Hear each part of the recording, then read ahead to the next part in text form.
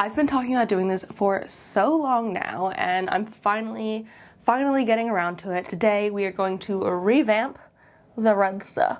This thing has gone on an absolute journey, which I can talk about more in a second, but it was most recently a cactus cabinet, and as you can see, I have taken all the cacti out of this cabinet, most of which in my last long plant tours video, so go watch that if you want to see where they ended up going. But I have fully emptied it out, and I think I'm gonna turn it back into a cabinet of like more aroidy tropical plants again, and yeah, I need more room for those at the minute, especially since I'm trying to be as like cat safe in my home as possible. And not that Cosmo's like intensely into plants, but better safe than sorry. Oh, he's so sweet. I love him so much. He's just gonna be running around exploring this whole time, I'm positive. That's a fountain baby. I swear I could watch him all day. It's adorable. I get to. It's, yeah. But anyways, getting off track here. Before we get into all of the Rudsta refresh madness though, I want to say if you're new here and you don't know me already, hi, my name is Emma and I make houseplanty content all over the internet. So if you want to follow along with my houseplanty journey and maybe learn something along the way, stick around, watch some more of my videos and subscribe to my channel. If you are not new here, welcome back. I really appreciate you returning.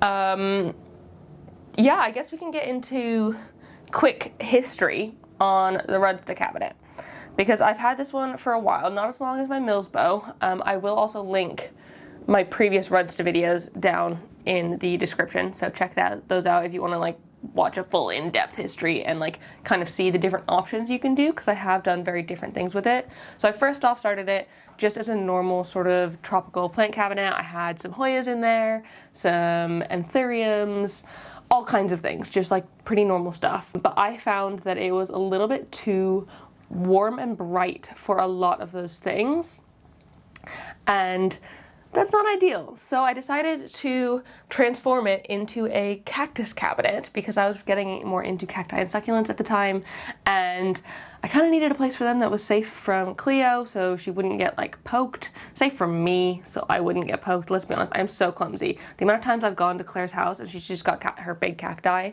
or euphorbias, so succulents, out, the amount of times I've caught myself on them, it's insane. I don't even know how I do it. I just do. But protect everyone from the cacti because we obviously need it.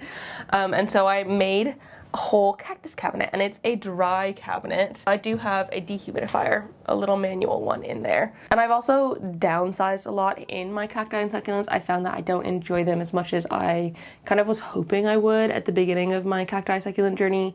And so I've really like pared back on the ones I have, and the ones I have are ones that I really like. And so all of that to say, this didn't really make sense to have like such a big thing for maybe 5 plants. Anymore. It just doesn't feel like it makes much sense. So we're gonna bring it back to a tropical cabinet. And I'm not gonna do anything to like moisture it up, because I'm not gonna put a humidifier in here. But we are gonna be giving it a full refresh, a full clean out, and potentially change the light. Oh, I do have a hygrometer. Oh my god, I forgot. It's magneted on the back up there. It is currently 41%, which is a good like 20% lower in humidity than like the rest of my house generally is. So I'm feeling that's pretty good. And the little dehumidifier is doing well, and the plants in there weren't getting watered very often, so it just ends up staying quite a bit lower. But if I put plants in there that are all in like semi-hydro and stuff, it'll probably be higher. Oh, I should also say during this time, I've been using this as a dry storage area for some of my like soil components, like grit and vermiculite and semi-hydro, things that are like okay being dry.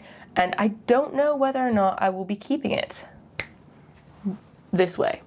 We'll find out. But the main thing that I need to check on, sorry, I feel like I'm just rambling here. We're gonna get through it eventually.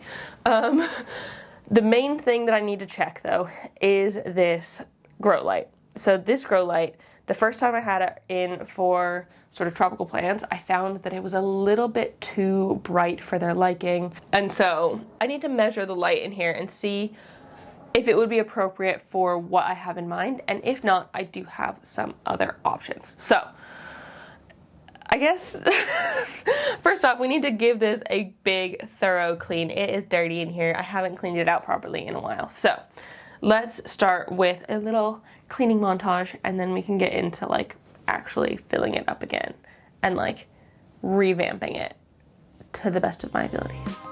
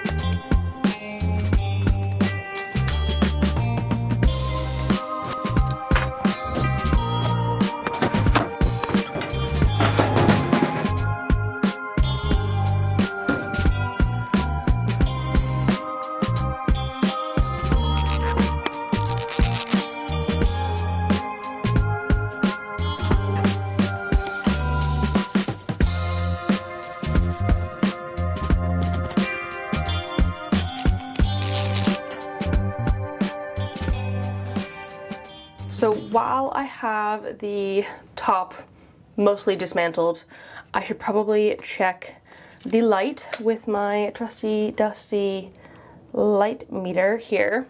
I should probably test this to see if it fits within what I want. Is it out of batteries? Okay, yeah, I need to change the batteries. One sec. So I just got this thing from Amazon. You can also use an app on your phone, like a light meter app. They work pretty well. I haven't really used one for plants, but I'm sure it would work in the same way. But basically, I want to see if this is too bright for begonias specifically, because I feel like I've got a lot of begonias right now that need new homes, or that have needed new homes now that I've rearranged. So, is this too bright for begonias? If it's this close, 2,000 foot candles. Online, it suggested bright indirect light for most cane begonias, which is what I have, and that tends to be around like 300 to 400 foot candles. I'll pop it in lux on the screen as well.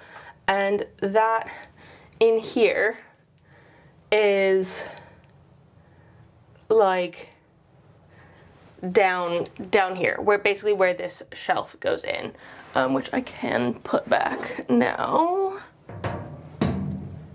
Yeah, so basically where this shelf is. So I think this light is a little bit too bright for what I want. As far as I know, Arcadia Jungle John have made a dimmable one of these. I personally don't have it. I think they made it just after I put this together. So unfortunately, I don't think this light is going to work, but I do have some Barina lights, which I can grab, and we can pop those in here instead. See, I'm glad I did this before I put the top back on properly, because I'm gonna need to wire them through this gap. But I can save this for another spot. I don't exactly know where I would put it though, because it is bright, like extremely bright. I'd say comparable to direct sunlight, which is why I had my cacti and succulents in it. But there is a difference between direct sunlight and grow light, even if it is the same sort of foot candles and lux. Some plants might prefer like actual sunlight over the grow light. It's just something you kind of have to try out. for yourself, I guess. I don't know, that I had to try it out for myself. So maybe just don't put cacti and succulents under it. I mean, it's fine. It does the job. My plants grew. So it obviously didn't do a bad job. It's just a little bit too bright for my current needs. And I have this 4-pack of small Barina lights. I could have gotten the bigger ones in theory, but I just have the like little 1-foot ones, and I figure I could do 1, 2, 3, 4 in there. And I can daisy chain them all together, so it would only be one plug that's going in, which is good. And I mean, I suppose in theory I could put like attach magnets to these to have it stick to the top, but I don't have magnets, so we're just going to be using some command Velcro. But these should be perfect. Like I said, I can daisy chain them all together, but I can still turn them on and off individually. So if I find they're a little bit too bright or something, I can turn some of them off and keep some of them on, that kind of thing. So let's have a little install of some grow lights.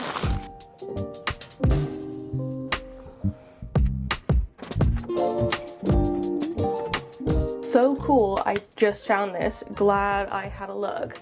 But in addition to the sort of daisy chain wires, which I'm going to use to connect the two main ones together, I also found this little connector guy, which you can plug in to both like that and make it a long one, essentially. So it's kind of like I have less wires hanging, which is what I want, really. I don't really want tons and tons of wires hanging down in the cabinet, but it looks so good, doesn't it? I didn't realize you could do that with these, which is awesome.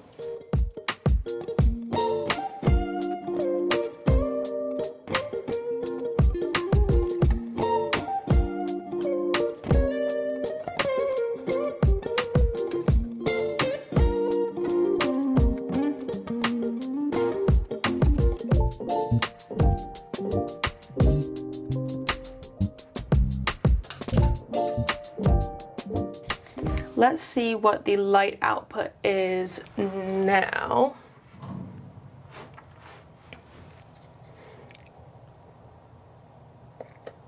So this high up, it is 550, which is pretty good. And then lower down, it gets down to like, I mean, it's 108 down the bottom here. So like not very bright, but I'm gonna try these for now. If I need to change them in the future because they're not bright enough, I totally can. Also, you can see it's a much warmer light than the other lights in this room, but that's totally fine. I prefer the warmer to the cooler or like pinker ones. Those aren't really my jam as much. So, with everything back in, the fan running and everything, I think it's time to put some plants in, don't you think?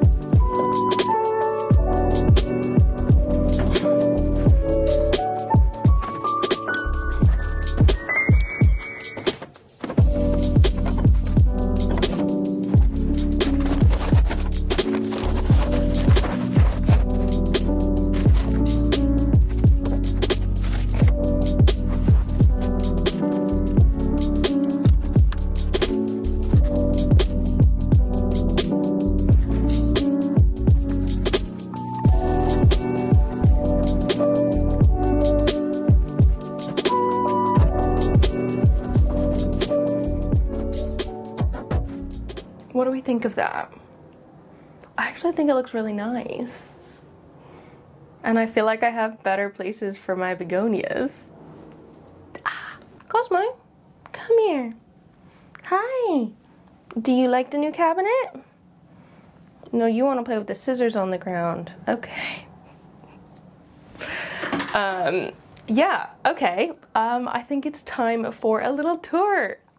I love it so much already. Oh my god. I can't wait to show you what's inside. So first off, I want to say that everything in here is in semi-hydro or it's being water propagated. And so that's going to be really helpful in terms of watering these things. I'm only going to have to water to make sure the reservoirs are filled up entirely. And I will make sure all of these are right at the end of this video. But for the most part, I mean entirely, it's entirely a begonia and alocasia cabinet because those are the things that I keep most in semi-hydro.